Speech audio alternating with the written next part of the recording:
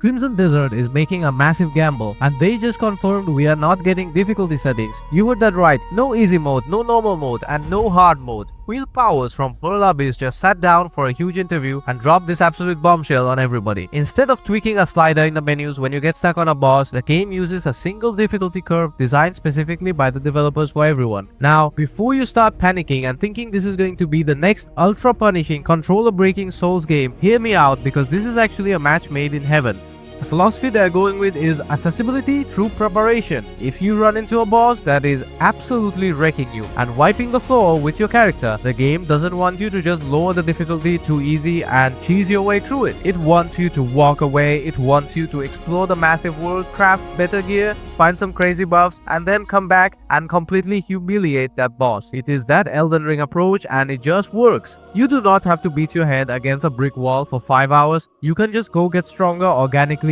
And to balance this out, they reveal something that almost nobody is talking about right now. You can actually revive yourself right in the middle of a fight. You find blueprints out in the world. Craft these revive items at your base, and you can stack them in your inventory. So, if you know you are walking into a massive fortress siege or a boss fight that is going to test your sanity, you just load up on revives beforehand. It gives you a safety net without compromising the vision they have for the combat. It is a brilliant move that keeps the challenge alive without making you feel completely hopeless. Welcome to the channel everybody, Touzo here, and remember, I read every single comment on every single video. Make sure you drop a like and subscribe if you want the honest truth on these games. The world itself is another beast entirely. We just found out this map is a mix of highly dense cities and massive sweeping plains, and they are treating distractions as a core feature. They explicitly compared the random events to Red Dead Redemption 2. You aren't just running from point A to point B, checking off a boring laundry list of chores. You are getting sidetracked by crazy random encounters, hunting legendary animals, and dealing with the absolute weirdos wandering around these towns.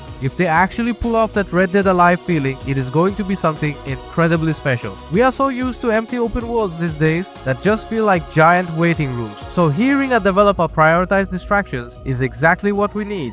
And you are going to be exploring a lot, because fast travel is not handed to you. You do not just walk into a zone and permanently unlock a warp point because you cross an invisible line. You have to earn it through manual exploration. Some people might absolutely hate that, but I think it is a total win. It forces you to actually play the game and experience the environment instead of just menu hopping from one objective marker to the next. Anything that rewards raw exploration is huge in my book.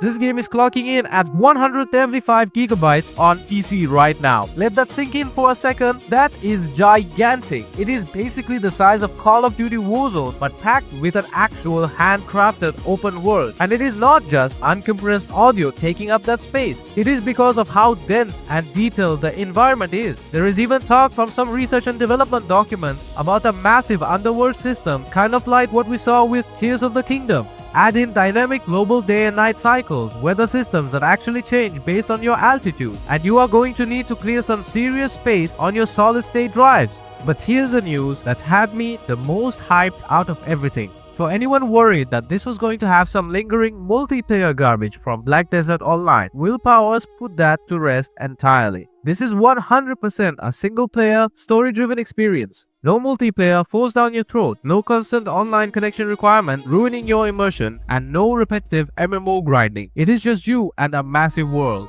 You play as Cliff, the leader of the Greymans. He is a fixed protagonist. You do not create him in a menu, and his personality is set in stone. There are no dialogue options to change the outcome of a conversation. You are along for his specific story, which is honestly great because we actually get a focused cinematic narrative instead of a watered-down generic hero who just stares blankly at people. Even though you play as the good guy protecting the land, they threw in a full-blown crime system. If you want to go rogue and start acting like you are playing Grand Theft Auto, the game will let you. You cause chaos in a town, the guards will hunt you down, and bounties get put on your head. Your actions actually have consequences in the open world, adding a huge layer of emotion. It is rare to see a medieval fantasy game actually hold you accountable for acting like a menace, and I cannot wait to see how crazy those guard chases get. Speaking of immersion, every single speaking NPC in this game is voiced by a real human actor. No weird robotic AI voices filling up the background noise, real people delivering real lines. That is a massive financial commitment for a game this size, and it shows they care about the quality of the world building. When it comes to gear and customization, we aren't totally sure about the trend mark system yet, but you can mix and match armor pieces and change color palettes to get the exact look you want. But the absolute biggest quality of life update they confirm, weapons do not break. Primary weapons and armor have absolutely zero durability mechanics. You are not going to find an amazing legendary sword only for it to shatter into a million pieces after 3 swings. Only certain secondary consumable items have durability. I know some hardcore survival players like weapon degradation, but for an action game this fast and heavy, ditching weapon durability is a massive win. You can actually enjoy the gear you earn. Now we have to talk about the business side, because this is usually where the red flags pop up and studios get greedy. But this time, it is the exact opposite. Well, Abyss confirmed this is a premium experience. No microtransactions, no loot boxes, no battle passes, no paying real money for a horse armor skin or a special sword. The only extra items at launch are cosmetic pre-order bonuses. That is it. They are treating this like a true prestige single-player game.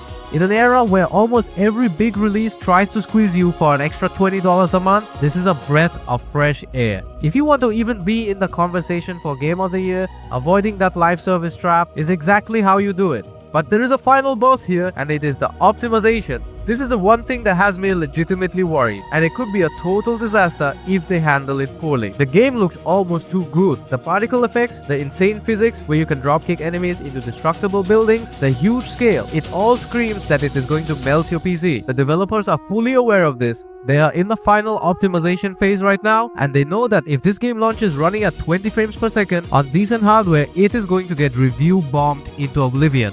We need to see raw unedited performance footage soon, especially for the base PlayStation 5 and Xbox Series X. Are we getting a smooth 60 frames per second, or are we locked at a choppy 30? The PC spec sheet they released recently gives me a little hope, because the minimal requirements were surprisingly reasonable, which suggests the engine is actually pretty scalable. But a spec sheet is very different from actual heavy combat gameplay. If they manage to stick the landing and the game runs smooth without horrible stuttering, we are looking at an absolute masterpiece.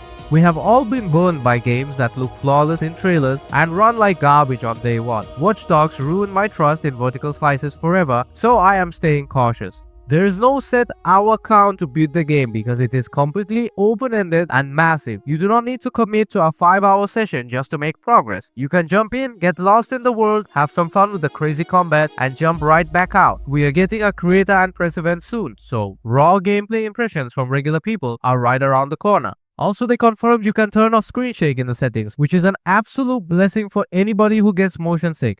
I want to know what you guys think. Are you buying into the hype for Crimson Desert, or are you keeping your expectations in check until we see the real performance numbers? Is the lack of difficulty settings a deal breaker for you, or are you ready to grind and prepare for those big fights? Let me know it down in the comments. I read every single one. Drop a like, make sure you are subscribed, and I will catch you guys in the next video.